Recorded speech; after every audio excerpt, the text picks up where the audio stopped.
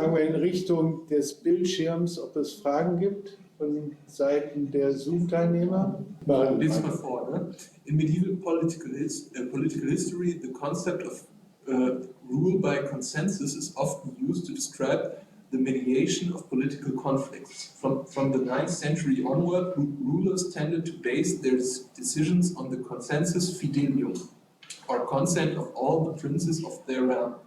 Dissent was therefore seen as a problematic condition that had to be overcome. Question: can you elaborate on the relationship between chaos and dissent in the Middle Ages?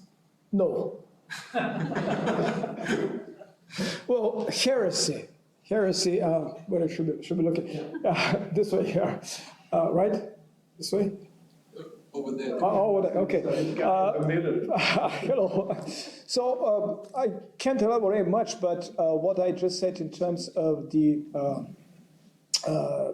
pre-scholastic philosophy, chaos, not just philosophy, I'm sorry, political doctrine, does not use too much chaos for contemporary situations, but there are, at least I'm aware of, 2 references to heresy, particularly as linked to chaos. Not in the terms of the political, I have not seen it. In the German tradition, it's practically non-existent whatsoever, because it's a foreign word. And as a foreign word, even in the Latin, which was normally the language of communication, the word doesn't exist. It pops up occasionally on a couple of times by the late 14th century, and specifically in the context of the Vulgate. So no, it's not used from what I know. It may be somewhere in some places, but from what I know, and I did kind of a general overview of the earlier German tradition, no, it's not there. Von Seiten der Studierenden noch Fragen? Ja, Frau Gillner. Hello, thank you for your presentation. I have a question about the gender dimensions of chaos, because you mentioned chaos as a virgin who can give birth, or that can give birth, but also as chaos as an active, creative thing, which is more connected to manliness, I guess. So I was wondering about the gender connotations. It's a very good point. Very few. Thank you for your question. Very few references gendering chaos. Virtually the one that I have on the male, the old anarch, they go into the later part of the period, somewhere around the late 16, particularly in the 1700s, particularly in the 1700s gets to it. Virgin chaos, however, pops up very often, not very often, but often in the previous period, in the 1500s and the beginning of the 1600s. So we have this kind of transition on the positive aspect. We have transition from the female and able to conceive, because there was a clear agent out there. That clear agent was God. So if God is obviously a male figure, then the chaos from which the world will be conceived have to be a female figure. And if you want to endow chaos with some sort of ability to conceive and produce, if you endow it with potentiality, that potentiality has to be its ability to conceive, that it has to be female. So that is there.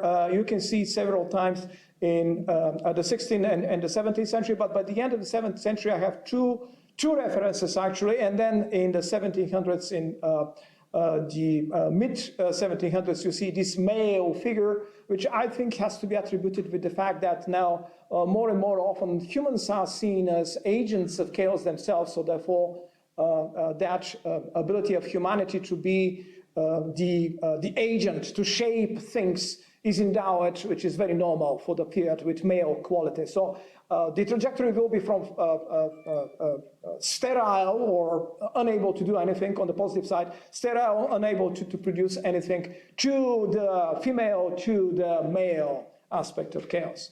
That's what I can say on the basis of the material that I have seen. If that answers the question. Yes, very much. Thank you.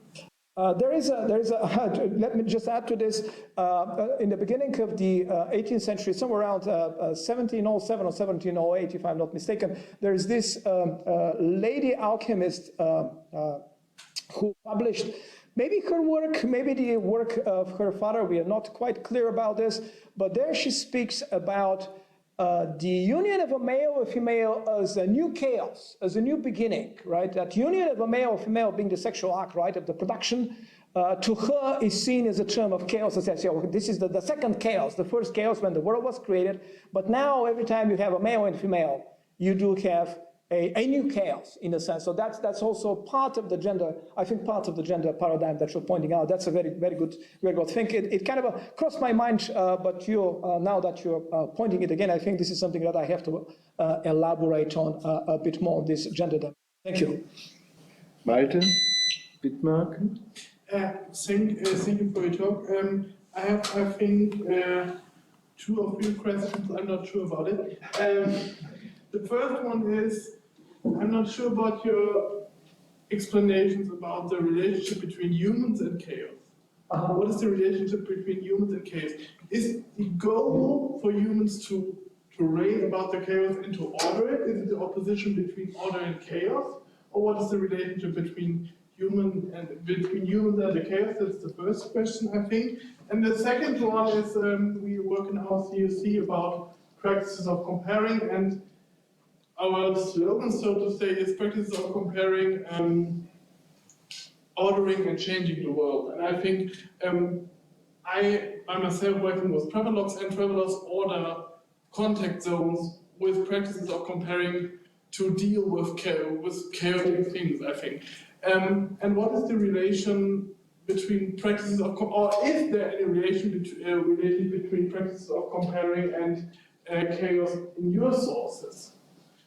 Okay, so the first one, humans and chaos, it's in the issue of agency. You can have both things. You can see it in both contexts. As I mentioned, both happened in the mid-1600s. You will find humans as those who destroy the God-designed order. Very early on, kind of a certain ideas circulate in the 16th century, but the 17th century becomes prevalent that there is potentiality in humans to destroy the God's established order. So it's a negative thing. Humans are agents there. And you will find in the very early 1600s, you have mentioned, well, humans have united themselves with Satan, right? And that's what they do.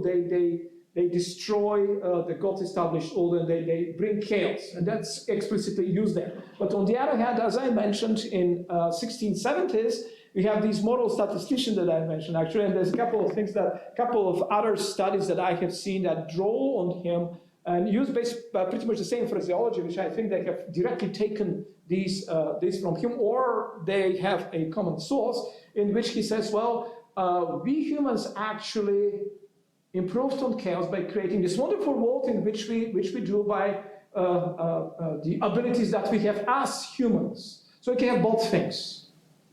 Both things. On the other things, how do the second question, if that addresses your first question? Yes. So we have both things there, right? Yes. And the earlier one will be to destroy in the 16th century, not so much into creation. And then in the 17th century, this shades into, yes, we are also able to produce. That's what I have seen. If that trajectory is well, if I have put enough into that trajectory, because very few things there. On the other hand, the one that you said to order the experience of meeting the unknown, or you said chaotic, see this kind of the implicit using of chaotic, right? What does chaotic mean, right? Does it mean disorderly? Does it mean somehow orderly? I have not seen for human societies the other to be designated as chaotic, except in the frame that I ordered. It's a radical alterity, right? Let's say the Western Europeans and the Ottomans, right? It is chaos there. Why is chaos? Because their religion is chaotic. They try to make sense of Islam by thinking about it as a heresy, a deviation from Christianity. That's a typical way, and that continues all the way through the Premodern period, although there are some changes there. So how do you make sense of it? How do you rationalize it? You rationalize it as a heresy, and heresy is chaos. That's quite clear. So, but then in 1615, 1660, 1680s, when the second push of the Ottoman Empire toward Europe began, particularly just before and about the siege of Vienna, right? At that time, they start saying, oh, this Ottoman Empire, this Ottoman polity, it's a chaos because it has been put together forcefully by incompatible things. So again, they try to make sense of these on the other side by using paradigms that we know already from the German Reich.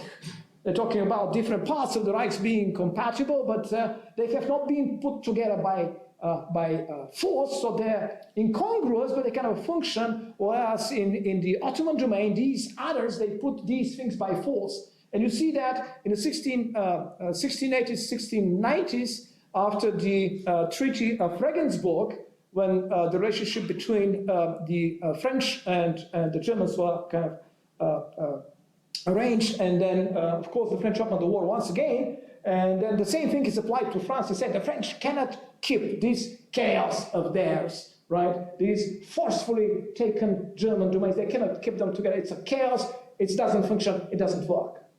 Right? So these two examples perhaps will be the one that I have seen that address your question. Does it? Yes. Yes. Okay, thank you.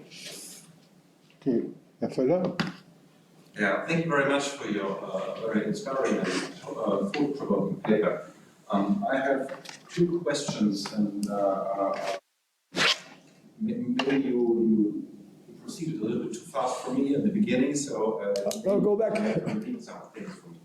The first is, how do you find your examples? What are you specifically looking for? Are you looking for the word chaos, or are you looking for, or have you defined some kind of conceptual field you're looking for? This would be my first question. The second one is, you have, out of many examples, you have shown us many notions, positive notions of chaos. And then you put together some kind of positive discourse of chaos which existed. Yeah. And I would ask, how do you, how are you sure that this is one discourse and not many discrete discourses on chaos? What is your argument for uniting this into one discourse? Okay, very good questions, thank you. The first one, how did I search? Well, both ways. If you, first of all, the existing electronic databases right now, this was the primary thing that I work. Probably 90% of my examples come from working with electronic databases with the ability to search through them. Some of the, unfortunately, some of them, for example, 16th century Flugblätter and Flugschriften, actually, the Flugschriften don't offer that. Brill has a beautiful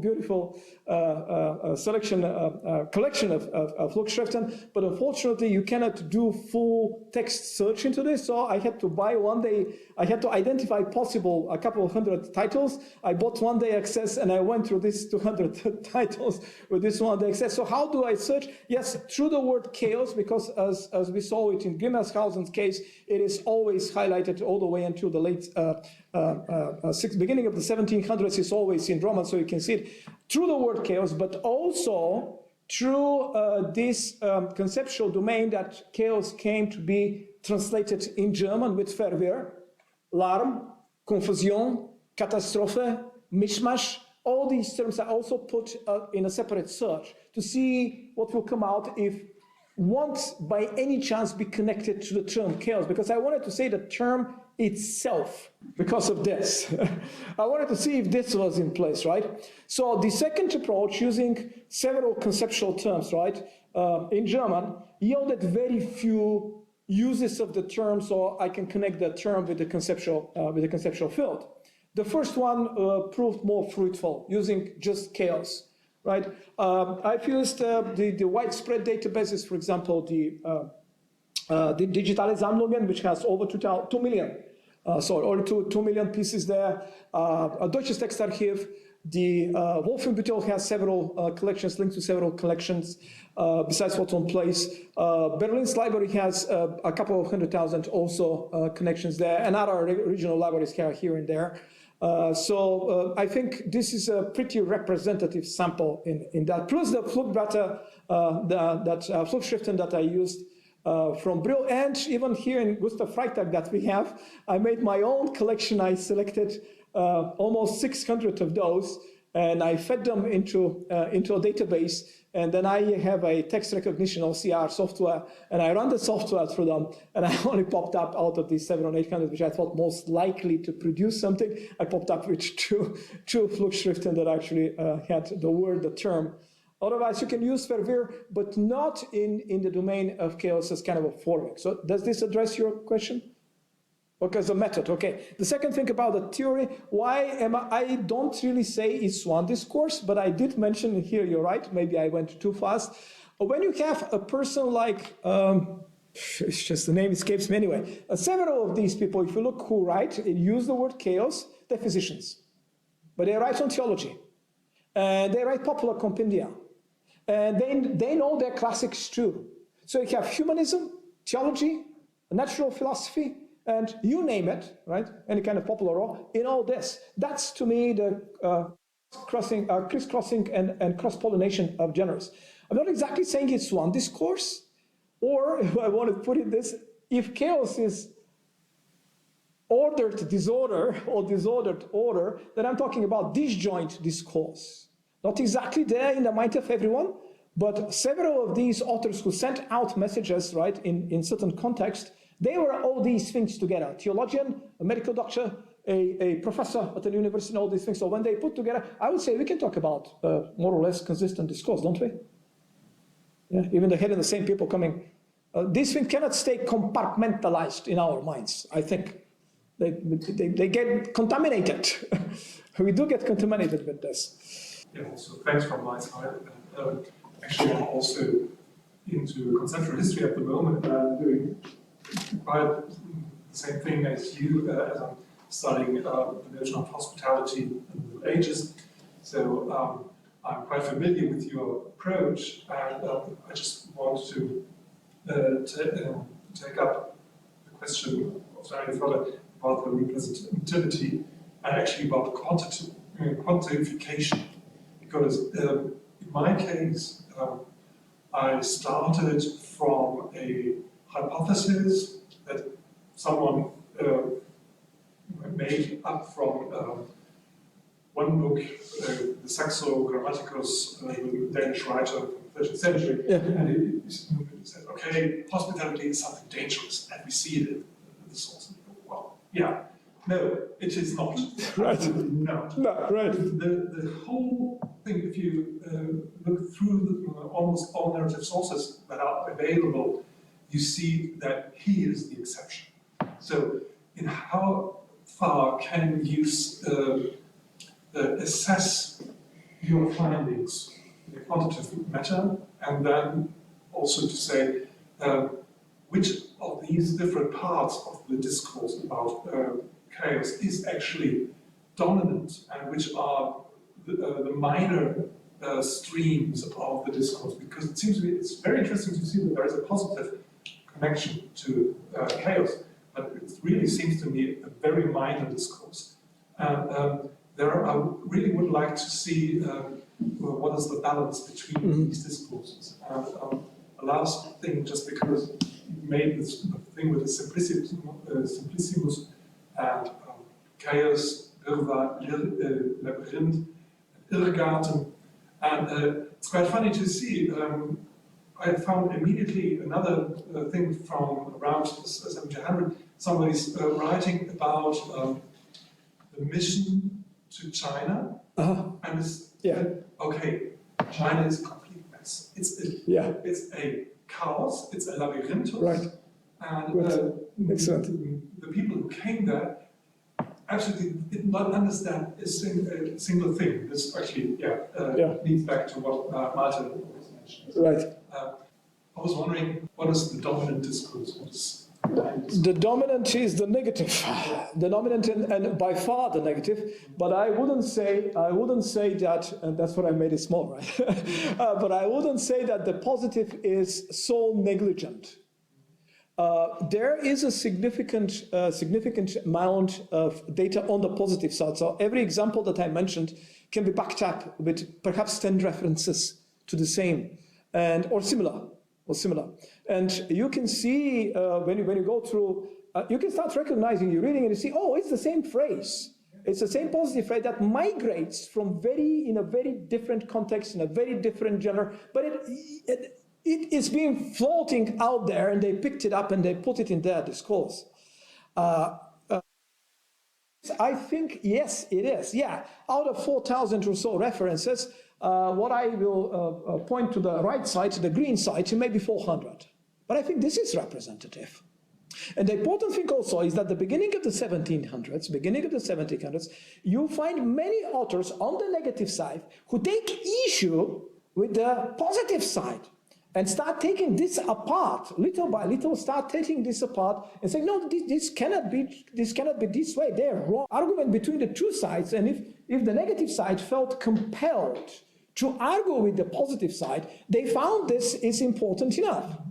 Now, as for how can we actually situate them somehow, I would like, and I thought about it, but I don't know if that's possible at this point, to have, the thought came to my mind, but I don't have the time. I was mostly focused on collecting and seeing, and elementary basic processing to get to this point, right, to get some framework. But it will be very nice if we can a text analytic software. We can feed into this with appropriate OCR, right, optical character recognition, and we can have this popping up with this majority as they have it, right? The words pops up this big, this big, this big, this big, to have it as a visual.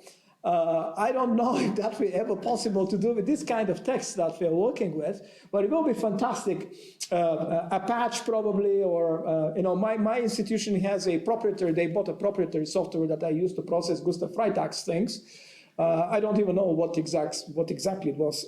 I know actually they kind of modified paid version of a widespread free thing, but they bought it. So I may be able to do something like this, and then I can show you, how, just like in your case, how often this pops up and how it's situated on a page. Yeah, it's this big. Oh, this is something to consider. It's this small, tiny little thing that was on the margins, and it's not really there.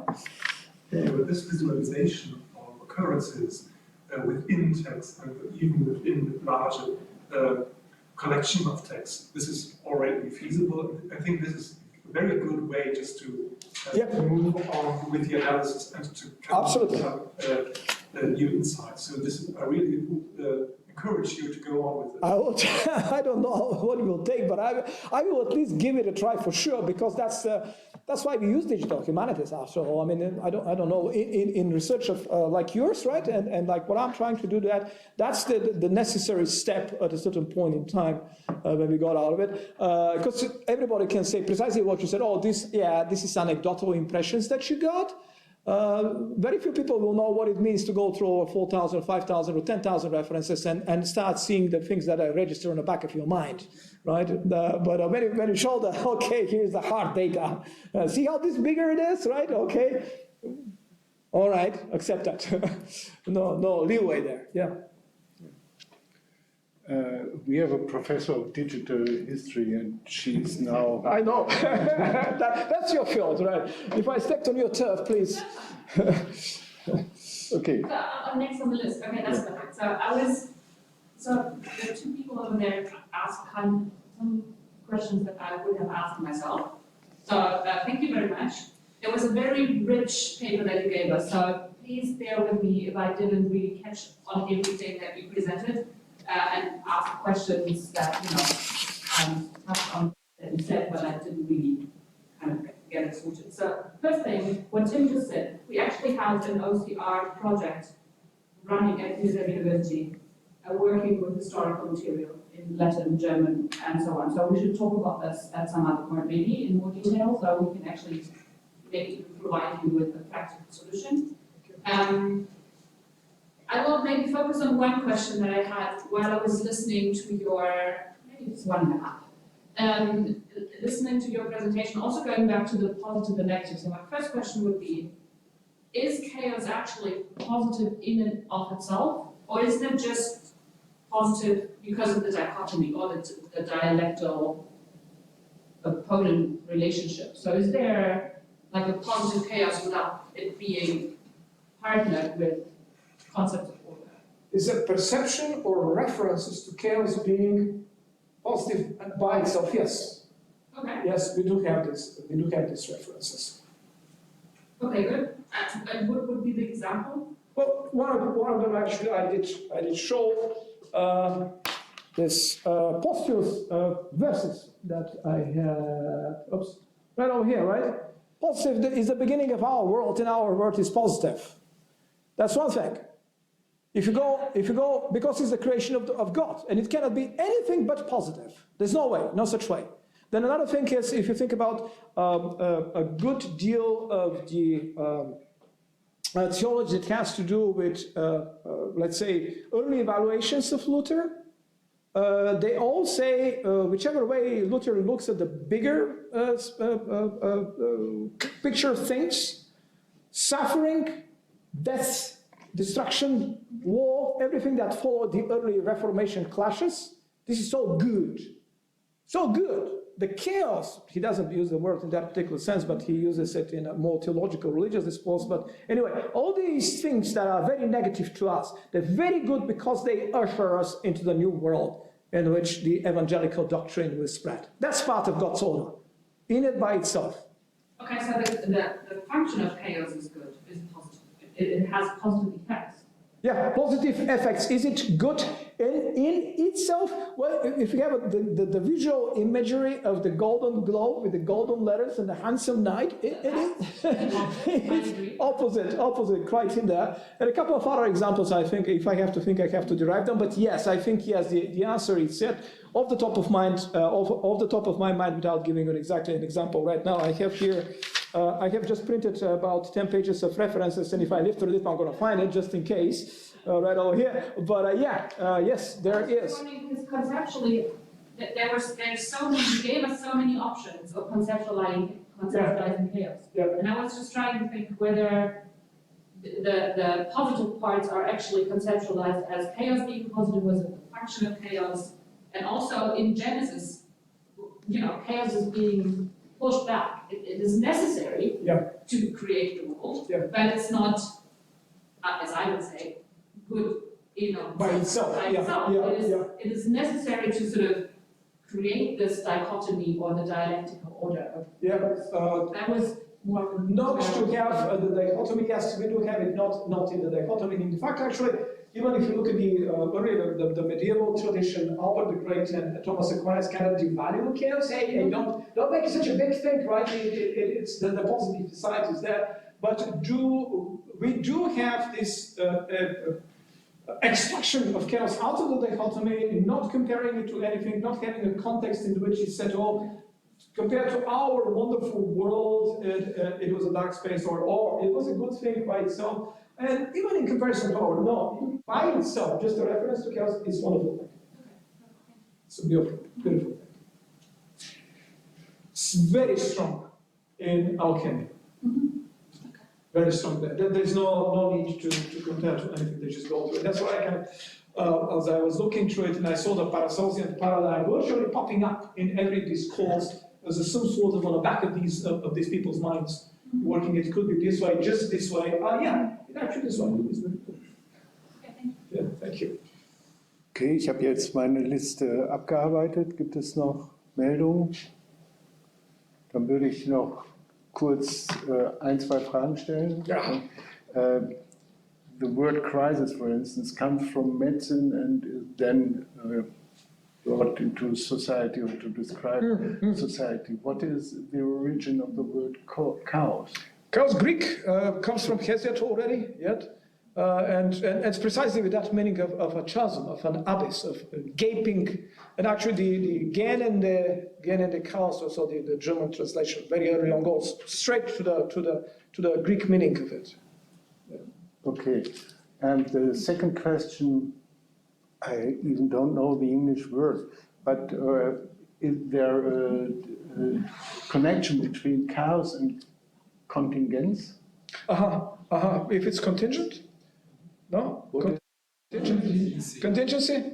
Chaos and contingency? I have it opens the future. There are many options. And they seem to be. That's in precisely in Ramon Lou. This guy's got infinite potentiality. Already Lou puts it this way, and then it goes into a German tradition. In the 16th, 17th century, we have this. When chaos is the absolute potentiality, and then of course you go into the Bildungsroman and the Bildungsromane, right? In Agathon, that's a famous 18th century building roman in which the main character goes in Athens, right? The action is taking place in Athens, mid-18th century, and he goes in this chaotic society which shapes his character in a certain way because there's so many options there. Yeah. And he goes and he gets exposed to these many contingent situations and he gets to enrich himself. That's the positivity of chaos as elevating you, making you a better person, better shaped person, because there's so many influences from other side, contingent situations which you have to react and they get sedimented on you and you form a character, if that's something that relates to the contingency aspect. Okay, thank you very much, Kiril, for this paper. And we move now to the so-called Broodmannshof. And you will accompany us. Sure. Thank you.